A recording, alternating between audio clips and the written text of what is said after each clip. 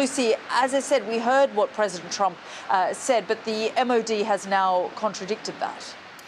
Yeah, absolutely. I mean, previously, both Keir Starmer, the Prime Minister, and the Defence Secretary, John Healey, have said that there are mine hunting systems in the region in the Middle East, and that military planners have, for a few weeks now, been working on plans with other nations for viable ways of reopening the Strait of Hormuz. But ministers here have always made very clear that our involvement will only come when it is safe to do so. So, as you say, the Ministry of Defence contradicting any claims that we would get involved with a military blockade. The official statement coming from the Ministry of Defence this afternoon saying we continue to support freedom of navigation and the opening of the strait, which is urgently needed to support the global economy and the cost of living back home, stressing again the Strait of Hormuz must not be subject to tolling. So as I say, we understand that's them saying they won't be involved in any blockade, but like I said, we are aware that there are talks ongoing. There were last week,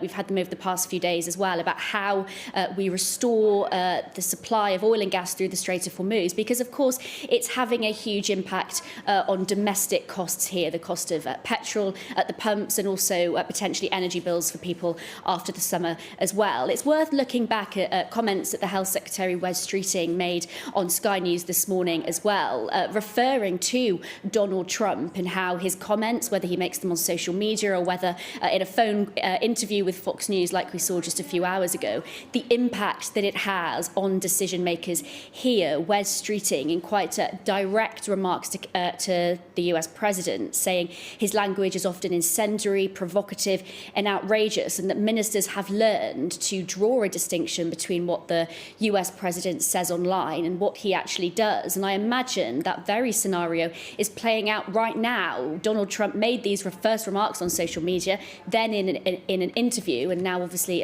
officials are being forced to find responses to them. Wes Streeting was saying, I think we've all come to learn that you judge President Trump through what he does, not just what he says. In terms of political reaction to these calls from Donald Trump just a few hours ago, we've heard from the Liberal Democrat leader, Sir Ed Davey.